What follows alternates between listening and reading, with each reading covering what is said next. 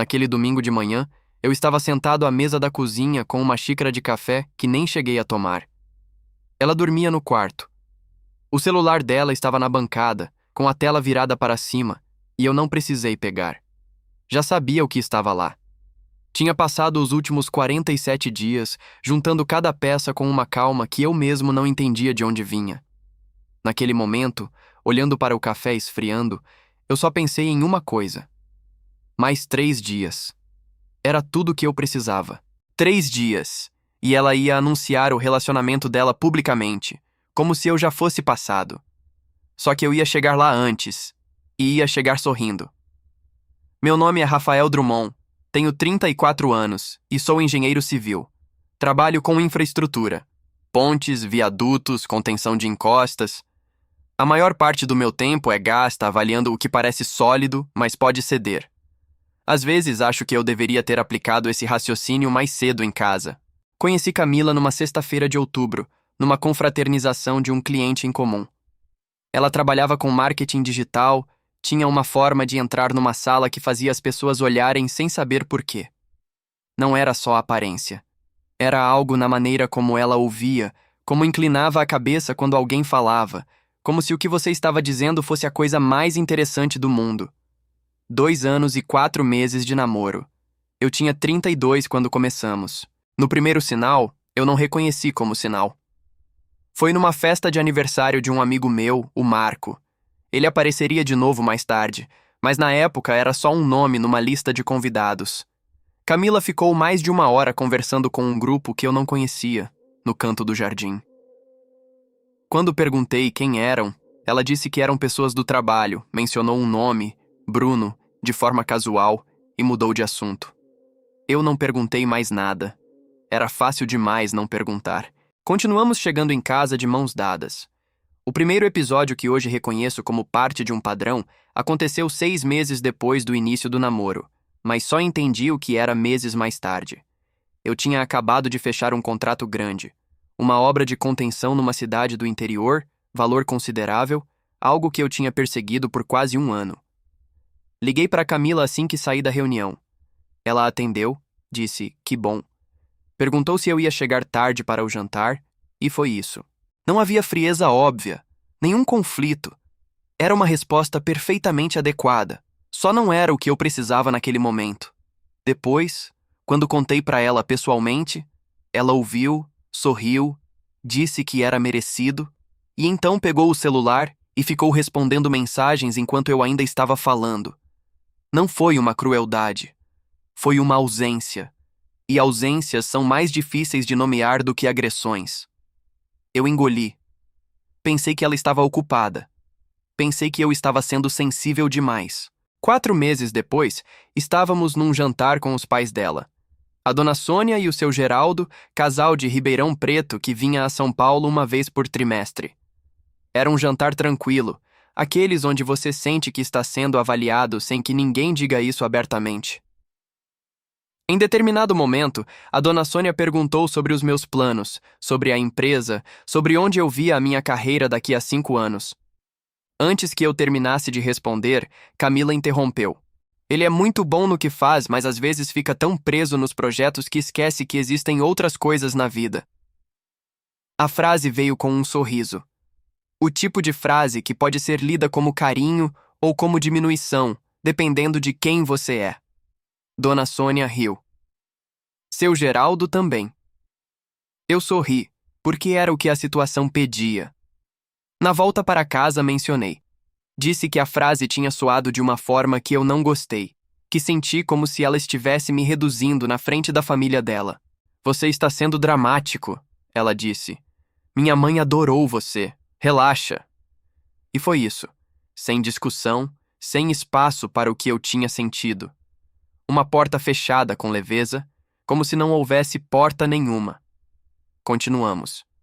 5 meses depois, estava numa reunião de trabalho. Uma apresentação técnica para um comitê municipal, algo que eu levei semanas preparando. Era uma quarta-feira à tarde, e eu tinha avisado Camila que ia demorar. Quando saí da reunião às 19h40, havia 3 mensagens dela, enviadas em intervalo de 10 minutos cada. Você disse que ia até às 6. Você podia ter avisado. Deixa, já pedi comida. Quando cheguei, ela estava assistindo a uma série no sofá. Não havia briga, não havia confronto. Havia uma frieza que não preenchia o ar. Sugava o ar. Sentei ao lado dela. Expliquei que a reunião tinha se estendido, que não tinha como sair no meio. Eu sei que seu trabalho é importante, ela disse, sem tirar os olhos da tela. Só acho que às vezes eu não sou. Aquilo ficou em mim por dias. Não pela injustiça, embora fosse injusta, mas porque eu passei dias tentando provar que ela estava errada. Reorganizei a semana seguinte inteira. Cancelei um almoço de negócios. Fiz questão de estar em casa antes das 7 todos os dias por 2 semanas. Ela não comentou. Aceitou como se fosse o natural. O terceiro episódio foi em público, e foi diferente dos anteriores. Estávamos no aniversário de uma amiga dela, a Letícia. Cabeleireiros, comunicação, um grupo que eu conhecia superficialmente. Numa roda de conversa, alguém perguntou sobre uma obra que estava sendo discutida na mídia, uma das pontes que tinha cedido no sul do país. Eu comecei a explicar o que tinha acontecido tecnicamente, quais eram os problemas estruturais envolvidos. Camila disse com voz leve e sorriso no rosto. Gente, quando ele começa com engenharia não tem mais fim. Risos. Aquele tipo de riso que é mais reflexo do que reação. Eu parei de falar. Dei um sorriso que não senti. Peguei meu copo e me afastei um passo da roda.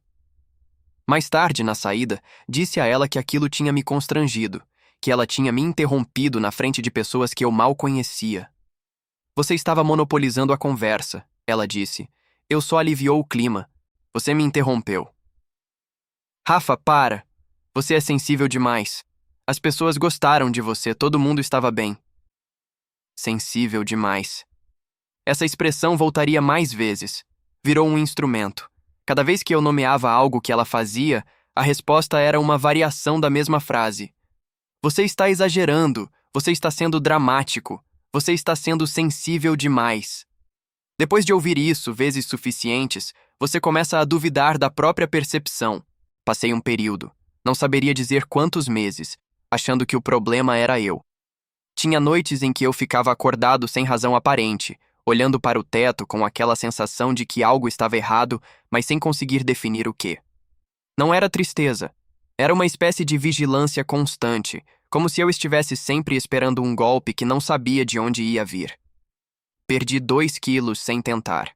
Comecei a aceitar menos convites sociais porque me sentia mais tranquilo em casa do que tendo que monitorar a minha própria fala o tempo todo.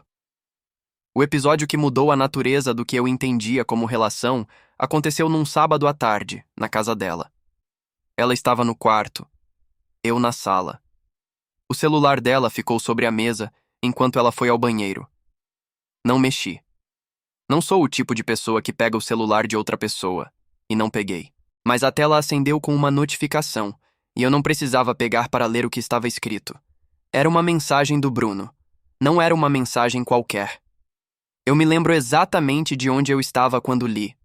Sentado no sofá, cotovelos nos joelhos, olhando para aquela tela que tinha acendido por acaso. Li uma vez. Li de novo. Levantei. Fui até a janela. Fiquei parado olhando para a rua lá embaixo. Camila voltou do banheiro, pegou o celular sem olhar para mim e começou a digitar. Eu continuei de pé. Ela me perguntou se queria tomar alguma coisa. Eu disse que não. A mensagem era de um nível de intimidade que não deixava a interpretação. Mas o que me atingiu mais do que o conteúdo era o tom. Casual, rotineiro, como 2 pessoas que já estabeleceram uma linguagem própria há tempo suficiente para ela ser automática. Aquilo não era começo. Aquilo tinha história. Não disse nada naquele dia. Nem naquele. Nem nos seguintes. Porque alguma coisa em mim decidiu, antes de qualquer pensamento consciente, que eu precisava saber tudo antes de dizer qualquer coisa. Não ia ser a pessoa que confronta com uma suspeita e recebe uma negação. Ia ser a pessoa que confronta com a verdade completa. E a verdade completa ainda não estava na minha mão. Aquela noite eu dormi. Não bem, mas dormi.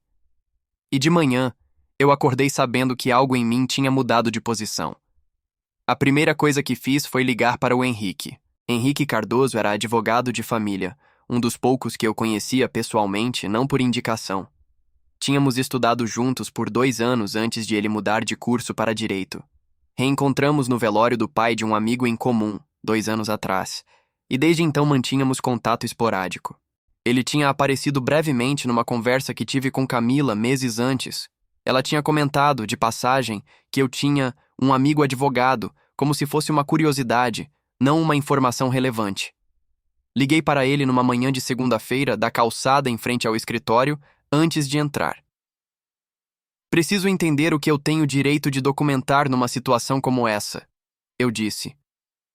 Sem fazer nada ainda. Só quero entender o que é válido. Ele me recebeu no dia seguinte. Passamos 90 minutos conversando. Ele explicou o que podia ser usado, o que não podia, o que tinha peso legal e o que servia apenas como contexto. Saí com um bloco de notas na cabeça e uma clareza que eu não esperava sentir. Nos dias seguintes, comecei a documentar com a atenção que eu usaria num laudo técnico. Não era vingança, era arquitetura. Revisitei conversas antigas no WhatsApp, as que ainda estavam no histórico, e fiz capturas organizadas por data. Encontrei padrões que, vistos de fora do contexto emocional, eram absurdamente óbvios. As noites em que Camila saía para jantares de trabalho coincidiam com um padrão de dias específicos da semana, sempre quinta ou sexta. Os eventos de cliente que justificavam as chegadas tarde eram quase sempre não mencionados antes.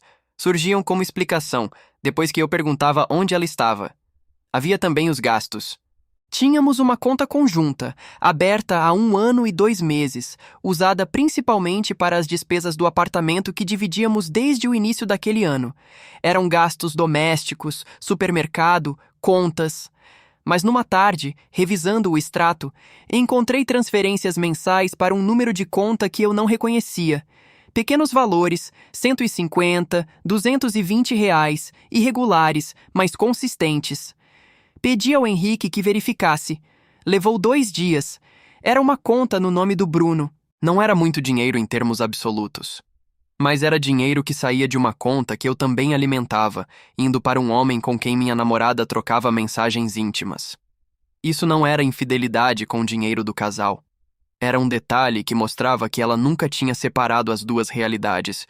Elas coexistiam, sobrepostas, e ela nunca se preocupou em mantê-las longe o suficiente.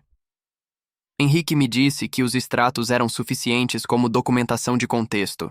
Não eram prova de infidelidade. Isso não era relevante juridicamente, já que não éramos casados, mas eram relevantes para o que eu ia precisar fazer em relação ao apartamento. O apartamento estava no meu nome. Eu tinha assinado o contrato de locação. Camila pagava metade, mas o vínculo legal era meu. Conversei com o Henrique sobre os passos para encerrar a locação conjunta, de forma que eu não ficasse no prejuízo. Havia um caminho. Ia levar algumas semanas para estar completo, mas havia um caminho. Enquanto isso, continuei chegando em casa no horário de sempre. Continuei saindo para jantar com ela às quintas. Continuei dando bom dia com o mesmo tom de voz. Ela, por sua vez, estava mais animada do que de costume. Saía mais. Ficava menos tempo em casa. Num sábado, disse que ia para um churrasco de um grupo de amigos novos e chegou às 2 da manhã. Eu estava dormindo. Ou parecendo dormir. Quando ela entrou no quarto, eu ouvi o tom dela ao enviar uma última mensagem antes de colocar o celular na mesa de cabeceira. Era o tom de quem está feliz. Foi nessa semana que o Marco me mandou uma mensagem. Preciso falar com você sobre uma coisa. Presencialmente, se puder. Marco era meu amigo de longa data. Tínhamos crescido no mesmo bairro, estudado na mesma escola, perdido contato por uns anos e reencontrado quando adultos. Ele tinha conhecido Camila comigo. Estava naquela festa de aniversário onde eu a vi conversando com o grupo do Bruno pela primeira vez. Tinha também cruzado com ela em alguns outros eventos ao longo dos 2 anos. Nos encontramos numa terça à tarde, num café perto do meu escritório. Ele chegou, pediu um café, olhou para a mesa por alguns segundos. Eu vi uma coisa que não sabia se devia te contar, ele disse. E fiquei com isso há tempo demais. Não vou conseguir continuar guardando. Ele tinha visto Camila e Bruno juntos num restaurante, 3 semanas atrás. Não em situação ambígua, em situação inequívoca. Ele conhecia o Bruno de vista, de algum evento social, e reconheceu os dois antes que eles o vissem. Saiu sem se aproximar. Por que demorou tanto? Perguntei. Porque não queria errar, ele disse. Porque achei que talvez eu estivesse vendo errado, mas não estava. Disse a ele que eu já sabia. Que havia mais de um mês eu estava organizando o que precisava organizar. Que a contribuição dele agora era ser uma testemunha do que tinha visto se eu precisasse. Ele disse que sim, sem hesitar. Ela disse alguma coisa sobre mim nos últimos tempos? Perguntei. Marco olhou para a mesa de novo. Ela comentou numa festa que vocês foram juntos em março que você era controlador, que ficava monitorando os planos dela. Eu fiquei quieto um momento. Ela estava me vacinando, eu disse. Ele concordou com a cabeça. Foi na semana seguinte que soube, por um amigo em comum do trabalho dela, um contato que não tinha nada de especial, não era aliado de ninguém, só falou sem perceber o peso do que estava dizendo. Que Camila planejava tornar público o relacionamento com o Bruno no final daquele mês. Havia um evento, uma festa maior, onde os dois iam aparecer juntos oficialmente. Ela tinha contado para algumas pessoas do grupo como se fosse uma novidade recente. 3 dias. Era o que eu tinha calculado. Na manhã de quarta-feira, enquanto Camila se arrumava para trabalhar, eu fiz 2 coisas. A primeira foi enviar um e-mail para a administradora do imóvel comunicando formalmente o encerramento do contrato compartilhado, com aviso prévio conforme cláusula, e solicitando orientações sobre a devolução das chaves. Havia uma cópia para Henrique. A segunda foi encaminhar para o e-mail da dona Sônia um texto direto e sem drama. Não havia fotos, não havia capturas de tela. Era apenas o que eu sabia, em linguagem simples, com datas. Eu escrevi que gostava dela e do seu Geraldo, que o que estava acontecendo não era culpa deles, e que eu tinha optado por contar porque achei que era o certo. Não para criar conflito, mas porque eu não ia simplesmente desaparecer sem que ninguém entendesse por quê. Dona Sônia ligou para Camila naquela tarde. Eu estava no trabalho quando isso aconteceu e fiquei sabendo horas depois. Quando cheguei em casa naquela noite, Camila estava na sala, de pé. Você foi falar com a minha mãe?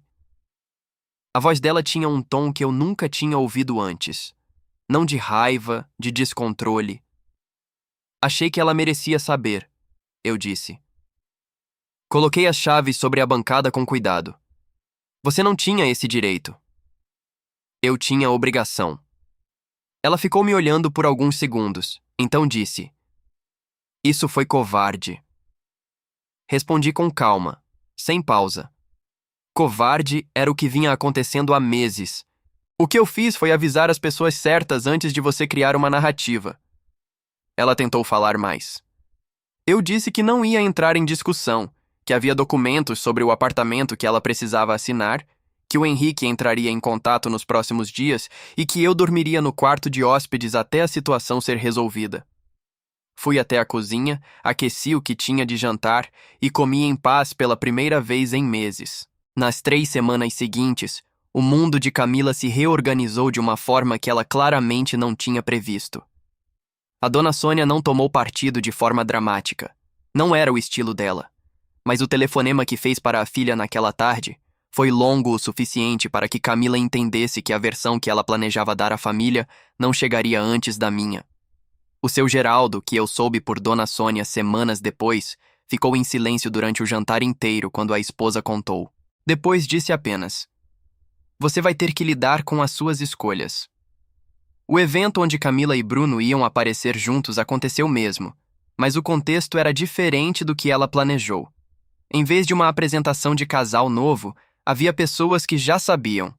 A Letícia, amiga dela que estava no aniversário onde Camila me interrompeu com o comentário sobre engenharia, mandou uma mensagem para Camila 2 dias antes do evento, dizendo que tinha ficado muito confusa com o que estava ouvindo. A versão que circulava, que o Bruno e Camila tinham se conhecido recentemente, não fechava com algumas conversas que a Letícia tinha na cabeça. A entrada dos dois no evento foi, por tudo que Marco me contou depois, significativamente menos triunfal do que o planejado. O apartamento foi resolvido em 3 semanas. Camila assinou os documentos sem contestar, por orientação de um advogado que ela contratou, e que, aparentemente, não encontrou nada para contestar. Ela ficou no apartamento assumindo o contrato no próprio nome. Saí com o que era meu e sem dívidas. Bruno, descobri mais tarde por Marco, era casado. Não separado, não em processo. Casado, com uma filha de 4 anos. A mulher dele, uma professora de nome Andréia, não sabia de nada. Quando soube por mais de uma fonte ao mesmo tempo. Não fui eu. Não precisei ser. As pessoas que já sabiam da história tinham laços suficientes para que a informação chegasse lá sem minha interferência. Camila tentou me ligar 3 vezes nos primeiros 15 dias. Não atendi. No 17º dia, recebi uma mensagem que começava com "Eu sei que não tenho direito de pedir nada" e terminava pedindo uma conversa para fechar com dignidade. Respondi apenas, já fechamos. Não obtive resposta. Mudei para um apartamento menor, no bairro de Pinheiros. 2 quartos, janelas largas, sem histórico nenhum entre as paredes. Na primeira semana, acordei às 6 da manhã sem motivo e fiquei deitado esperando a atenção que não veio. Levei alguns minutos para entender que o que eu sentia era simplesmente silêncio. Os 2 quilos voltaram. Retomei o contato com algumas pessoas que eu tinha visto menos nos meses anteriores, não por acaso, mas porque havia notado o quanto eu tinha me recolhido. A maioria reagiu como se não tivesse passado tempo nenhum. 1 ou 2 perguntaram com cuidado como eu estava. Respondi com honestidade, sem drama. No trabalho, fechei um contrato de vistoria para uma série de pontes numa concessão estadual. O tipo de projeto que exige atenção total e divide o ano em antes e depois. Me concentrei nisso com uma energia que eu não lembrava de ter sentido em muito tempo. 6 meses depois do fim, numa tarde de sábado comum, fui tomar café num lugar novo perto do apartamento. Na fila, uma mulher com um livro de engenharia hidráulica debaixo do braço estava pedindo um expresso duplo. Conversamos por 20 minutos.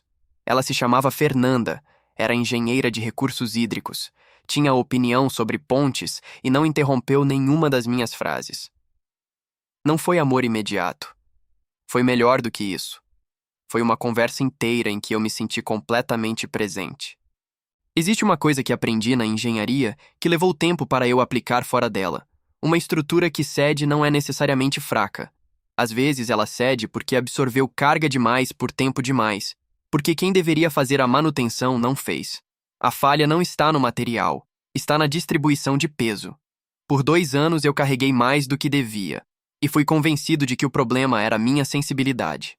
Na manhã de quarta-feira, quando coloquei as chaves na bancada e disse o que tinha a dizer sem levantar a voz, não havia raiva. Havia cálculo. Havia documentação. Havia 47 dias de silêncio estratégico. E havia a certeza de que estruturas bem construídas não precisam gritar para sustentar peso. Se você chegou até aqui, provavelmente conhece essa sensação. Não necessariamente a traição, mas aquele momento em que você percebe que estava carregando algo que não era seu. Se passou por algo parecido, me conta nos comentários o que te fez finalmente agir. Não precisa ser a história toda. Só o momento. Se esse vídeo chegou até você de alguma forma, deixa o like. E se quiser acompanhar o canal, o botão de seguir está aí. A gente volta semana que vem.